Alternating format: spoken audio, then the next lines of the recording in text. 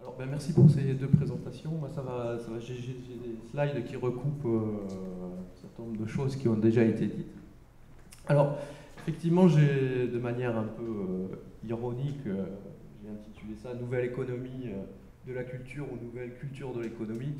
Je pense que c'est un des enjeux fondamentaux des travaux qu'on mène et humblement, je n'apporterai pas nécessairement de réponse, mais je vais tenter de donner quelques éléments de réponse. Alors, on a vu tout à l'heure que voilà, le crowdfunding se développe à partir de 2010 en France. Alors, il y a un article de Friedman et Nutting qui font une espèce d'historique et qui remonte ça à beaucoup plus avant, à savoir en 2004, puisqu'il y aurait la musicienne de jazz Maria Schneider qui aurait réussi à lever 130 000 $ pour financer son album. Alors, on peut remonter évidemment plus loin et toujours trouver des précurseurs en la matière. Je citais cet exemple parce que ce qui me paraît intéressant, c'est que ces démarches-là, alors on a vu, qui se sont déclinées dans différents domaines culturels, ont commencé ou émergé largement dans le domaine musical. Et il me semble important de le notifier, puisque la musique, dans le cadre des études des industries culturelles, sont assez précurseurs. Toutes les questions sur le piratage, etc., ont émergé à partir de pratiques liées au domaine musical. Donc multiplication des plateformes. Alors en France, pareil, on connaît la mythologie, hein, le chanteur Grégoire via la plateforme My Major Company, qui aujourd'hui, qui était une des trois plateformes. Vous avez KissKissBankBank, Bank, My Major Company et Ulule. Aujourd'hui, My Major Company est reparti à ses activités uniquement de label, puisque on voit que dans ce que j'appellerais cet écosystème, il y a une logique. On a un phénomène d'émergence des plateformes, mais aussi une logique concurrentielle entre ces plateformes. Et là, j'en profite donc pour montrer que My Major Company, qui était à l'initiative de ce phénomène, s'est fait manger et est entré en compétition avec les autres. Donc ça, c'est un point qui me paraît nécessaire. Donc à la fois émergence et à la fois compétitivité entre les différents acteurs, et de noter que ces différentes plateformes se déclinent ensuite. KissKissBankBank, par exemple, a développé d'autres, avec Hello Merci, l'Indopolis, s'est spécialisé. Hein. Et donc, je parlais d'écosystème parce que on va avoir à la fois des plateformes généralistes, mais aussi une segmentation, hein, et qui s'approche assez de ce qu'on connaît déjà assez bien dans le cadre des industries culturelles et créatives. Donc au niveau, là encore, de quelques éléments contextuels, de rappeler aussi que, ça a été évoqué rapidement par Simon, deux logiques fondatrices qui sont à chaque fois, et on retrouve ça dans un certain nombre de discours, de textes fondateurs, cette idée d'intelligence collective, hein, et tous ces discours inhérents aussi au Web 2.0, hein, et la notion même de participation à avoir avec ça. Au niveau, donc, je parlais tout à l'heure de logiques différentes. Donc on a effectivement des plateformes généralistes et puis des plateformes thématiques spécialisées, voire de niche. Et là aussi, j'ai articulé ça entre des plateformes qui seraient pour moi intégratives. Et là, si on reprend cette histoire, effectivement, dans les premières... on travaille avec Jacob Matthews depuis un certain nombre d'années sur ces questions. On a même travaillé avec My Major Company lorsqu'ils avaient lancé le livre. Hein, et donc, intégrative dans le sens où les premiers discours étaient alternatifs. Hein, On se dit, vous n'arrivez pas à éditer votre livre, vous n'arrivez pas à financer ou à signer chez une major, passez par notre plateforme, du coup vous avez une chance d'exister, une chance de produire, devenez producteur. Et de ce discours alternatif liminaire, ils se sont très vite aperçus, alors là pour des questions de business plan, hein, que l'opération, si on voulait qu'elle soit viable, il fallait s'interroger sur comment on pouvait faire vivre ces plateformes. Hein. D'où très vite, et comme très souvent dans les industries culturelles et créatives, la mise en place de partenariats. Alors ça va être des partenariats avec des banques, hein. Ulule travaille avec la BNP, KissKissBankBank travaille avec la Poste, et oui, dernière info en date, oui, ça date il y a quelques jours, la Poste a complètement racheté le partenaire initial. Donc, ces logiques d'intermédiation et ces logiques intégratives. Hein. Et, il me semble que le débat alternatif, intégratif, est déjà, on y a largement répondu. Hein.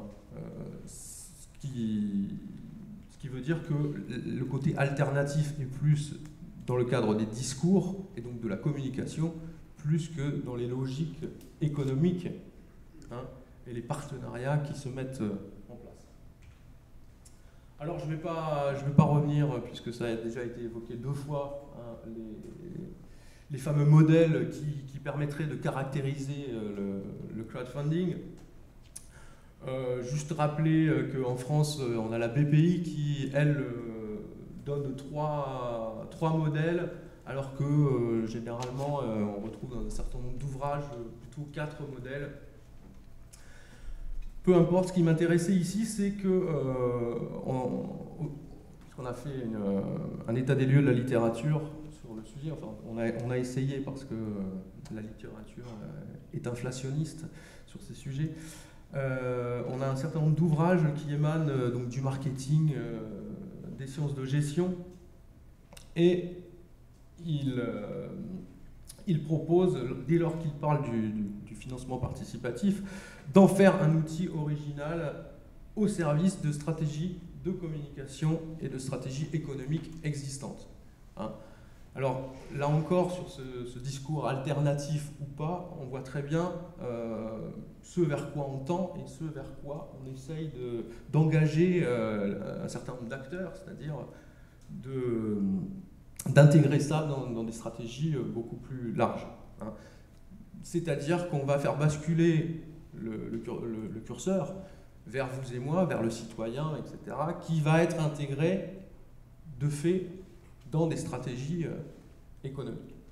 Donc on a un balancement plutôt vers l'amateur, le citoyen, le consommateur, le consommateur. Il y a là aussi une pléthore d'expressions pour les qualifier. Et donc, oui, j'avais mis cette référence-là. Du coup, dans cet ouvrage Crowdfunding, The Corporate Era, on retrouve bien cette idée que, du coup, le crowdfunding doit devenir, c'est le propos des auteurs, doit devenir corporate. Hein. De même que le crowdfunding, clé du management participatif, on va vous expliquer comment il faut faire et comment, finalement, s'y prendre pour générer le plus de valeur possible. Alors là, je suis un peu embêté parce que on avait fait un prési qui est disponible sur le site internet, et j'ai essayé tout à l'heure, il faut que je tape le lien, et je ne sais pas si on a une connexion internet du coup pour y aller directement. En tout cas, je vous engage aussi à aller voir. L'idée, c'était, donc on a recensé, Stéphane s'est chargé en particulier de cette affaire-là, de recenser un certain nombre de plateformes, et nous, ce qui nous intéressait dans ce cadre-là, se repose la question méthodologique, c'était qu'est-ce qu'on regarde. Alors effectivement, on a des thématiques de ces plateformes, mais il y a un point qui n'a pas été évoqué, qui me paraît fondamental, c'est l'aspect juridique. Ça a été évoqué tout à l'heure avec la question des États. Évidemment, s'il n'y avait pas une modification de la loi, ces plateformes ne pourraient pas se développer telles qu'elles le font. Et on a, au gré de nos entretiens, notamment en Afrique du Sud, c'était une véritable question. Comment les étrangers aussi peuvent ou non investir? Et on tombe à la fois dans des logiques économiques, mais aussi dans des logiques politiques et juridiques, qui sont fondamentales si on veut essayer de comprendre voilà, comment, au-delà du côté culturel, se caractérisent ces mouvements de flux monétaires. Donc je vous invite à y regarder et puis je passe du coup directement. Vous retrouverez donc un certain nombre de chiffres, de données sur les cas français où on s'aperçoit que le statut juridique de ces entreprises est spécifique. Hein. Il me semble également que lorsqu'on parle de dons et de dons contre dons, ça a à voir aussi avec la législation parce que et je pense que ça sera évoqué aussi également avec la question du mécénat, on n'est pas sur les mêmes modèles juridiques. Voilà. Donc ça c'est un point qui me paraît fondamental. N'étant pas juriste, du coup c'est aussi parfois assez compliqué, il y a des nuances subtiles à regarder. Donc tout ça, vous l'aurez compris, m'amène à partiellement répondre à ma question initiale qui était que nous tendrions plutôt vers une culture de l'économie, c'est-à-dire une transformation de l'économie, et apprendre finalement en s'amusant à financer des projets, à s'inscrire tout en s'amusant et en ne s'en apercevant même pas dans des logiques économiques.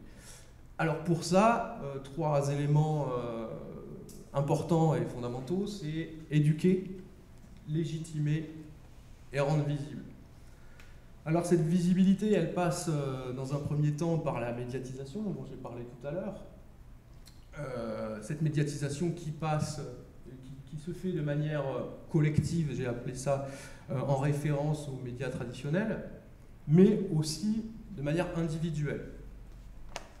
Vous retrouvez, il suffit de parcourir le net pour voir pléthore de gens qui font l'apologie du financement participatif, de leur réussite. Et là aussi, j'en profite pour le dire là, ce qui nous intéressait, nous, c'était certes les projets qui ont réussi, mais surtout ceux qui n'ont pas réussi. Et là, on a beaucoup moins d'informations, et notamment dans les médias traditionnels, vous avez peu d'articles consacrés à ce type de problème, enfin, ou de questions plutôt. Ensuite, rendre visible, légitimer, passer, et c'était mon premier point, sur l'histoire du phénomène. Finalement, vous avez tout un tas de débats sur est-ce que c'est nouveau, est-ce que c'est pas nouveau, c'est une actualisation du phénomène ou pas. Simon, tu as donné tout un tas d'exemples. On retrouve ça chez quelqu'un comme Vincent Ricordo, hein, qui a écrit un livre et qui est donc un des fondateurs de Kiss Kiss Bang Bang. On retrouve un certain nombre d'exemples. Et donc moi je me suis interrogé, je me suis dit mais pourquoi à certains moments on se dit on efface tout, on a tout oublié, on se dit ben voilà le fundraising dans la culture anglo-saxonne pour aller vite est une tradition, hein, ça existe depuis bien longtemps, on n'a pas entendu le numérique pour voir apparaître ce phénomène, les phénomènes de tontine, Ubuntu, etc., d'avoir un pot commun et puis à la fin du mois ou à une durée déterminée, on donne la somme à la personne qui en a le plus besoin, par exemple, etc. Donc on a des phénomènes comme ça qui existent, donc je me suis dit, mais pourquoi alors il y a cette espèce de débat, on sait bien que c'est pas nouveau, et un certain nombre d'acteurs de ces plateformes revendiquent eux-mêmes le fait que ce soit pas nouveau, et pas lié uniquement au numérique. Et donc il me semble que tout ça vise à légitimer des pratiques, hein, à la rendre visible et lui donner une espèce de cohérence historique. ou peu importe que ce soit nouveau ou pas, c'est l'inscrire dans la durée. Et donc, dans ce sens-là aussi, une majorité des publications, là, je vous en ai mis quelques exemples sur le côté de publications à caractère, ce que j'ai appelé des caractères didactiques ou techniques. On va vous apprendre, on va vous dire comment il faut s'y prendre. On a un certain nombre de voire aux questions aussi, de fiches qui existent émanant des plateformes ou émanant de personnes particulières qui vont vous expliquer quelle est la démarche à faire. Et donc là aussi, légitimer, et on arrive sur la question d'éducation. Il faut éduquer les gens à des manières de faire. Donc la question des soutiens politiques, j'en ai déjà parlé, et la question des cadres juridiques aussi, j'en ai déjà parlé. Je m'arrêterai sur la question de la recherche, puisque ça nous concerne aussi. Et c'était une des questions qu'on se posait, ou qu'on s'est posé aussi avec Jacob, c'est qu'au bout d'un moment, à travailler sur ce sujet, à écrire sur ce sujet, on participe, nous aussi, de cette légitimation, finalement, de ces plateformes. On participe de cette visibilité de ces plateformes, et du coup, dès lors qu'on veut, ou qu'on essaye de les critiquer, ou de les analyser de manière critique plutôt, est-ce qu'on n'est pas en porte-à-faux, et pour avoir participé à un certain nombre de tables rondes aussi, avec un certain nombre d'acteurs, il y a cette espèce de double jeu qui existe. Et donc, au-delà de ça, on retrouve, et donc, chez Bella Flamme, par exemple, un certain nombre de modélisations aussi. Et ça a à voir avec le point que j'évoquais tout à l'heure, c'est-à-dire que progressivement on éduque, progressivement on vous apprend à comment faire, et on modélise des comportements, on modélise des manières de faire, et on normalise. Il suffit de regarder le planning lorsque vous déposez un projet et ce qu'il faut faire durant la campagne. Vous avez détaillé, de manière détaillée, les activités à faire jour par jour. Et là où, par exemple, au départ, vous aviez des choses un peu originales, des vidéos, des trailers, différentes manières de faire, on s'aperçoit aujourd'hui que de plus en plus, on est dans des logiques de normalisation.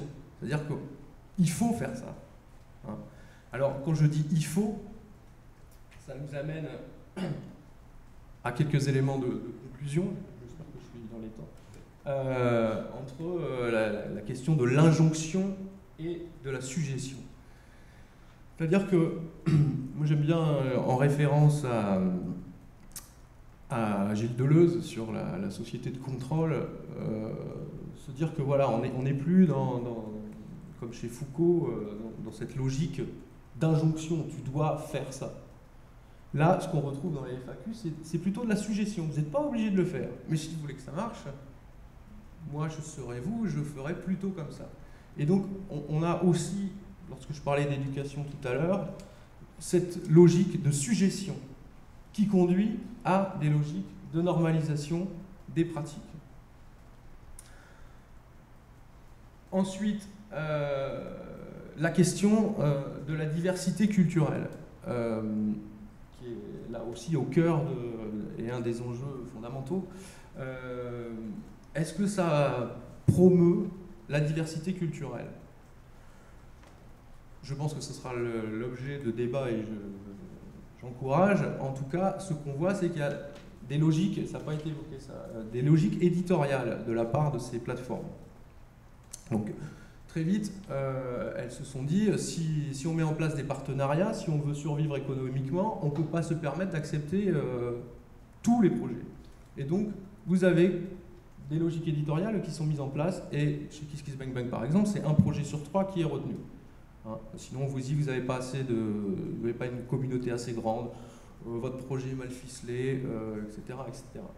Ce qui permet d'interroger, là encore, les logiques, les stratégies mises en place, dès lors que des gens comme, enfin, ou des plateformes plutôt comme TouscoProd pour le cinéma sont en partenariat avec Arte, sont en partenariat avec un certain nombre d'acteurs traditionnels de l'industrie du documentaire et du cinéma, on peut se demander, en tout cas, comment s'effectue cette logique éditoriale, hein, et cette sélection. Hein. Donc premier élément. Le deuxième élément, dès lors qu'il s'agit de diversité culturelle, et ça j'en parlerai parce que j'interviens à nouveau demain, plutôt du côté des porteurs de projets et des financeurs, sur finalement qui finance.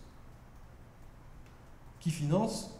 Là, je pensais que ça serait fait, alors je ne l'ai pas mis, enfin, mais vous connaissez tout ça, la logique des 3 cercles, hein, avec le noyau familial, ensuite les relations proches, et puis ensuite le troisième qui est un peu le baba au rhum, qui est le public. Alors, on ne sait toujours pas ce que c'est. Hein.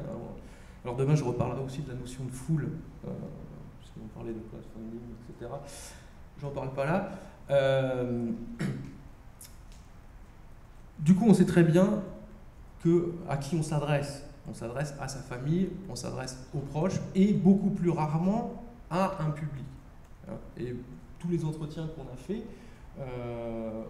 soulignent cet élément-là. Il faut que le projet m'intéresse. Alors parfois je peux donner, comme on le ferait, mais très souvent c'est je connais la personne, d'où je reparlerai de ça demain aussi, on met en place des stratégies lorsqu'on est porteur de projet, c'est-à-dire qu'il faut créer de la proximité avec les gens. Et même si on veut toucher une espèce de public, il faut créer de la proximité aussi. Une fois qu'on a fait ça, est-ce que ça promeut de la diversité culturelle? Ou est-ce qu'au final, comme j'aime bien cette formule du sociologue Antoine Aignon qui disait à propos de la musique, on écoute ce qu'on aime déjà a priori, hein, ou ce qu'on aime aimer. Et il me semble que cette question de diversité culturelle, elle se repose en ces termes. Dès lors que c'est votre communauté, alors qui vous connaît, qui aime bien ce que vous faites, moi ce qui m'interroge dans cette histoire, c'est qu'est-ce qu'on fait de projets qui seraient esthétiquement plus complexes. Et on s'aperçoit très, très vite et très bien que ça plaît à personne. Et du coup, il y a une sélection de cette diversité culturelle faite par les communautés elles-mêmes et qui, dans un certain élan, contribuent à aimer ce qu'elles aiment déjà. Je termine. Et donc, d'où mon deuxième point qui est ce basculement vers la valorisation de projets communautaires. Hein, est-ce que la valorisation de projets communautaires, finalement, c'est la même chose que la diversité culturelle? Je n'en suis pas certain.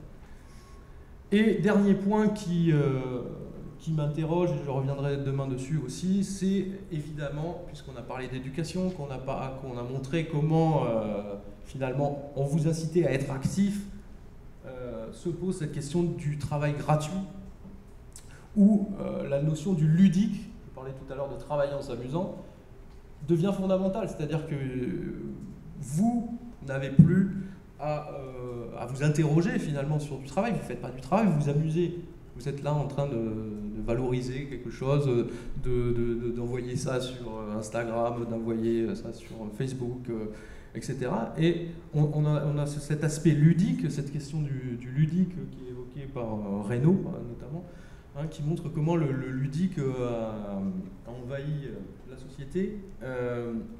Et moi je trouvais cette idée intéressante pour évoquer cette question du travail, hein, et ce travail évidemment non rémunéré. Donc là je vous montrerai demain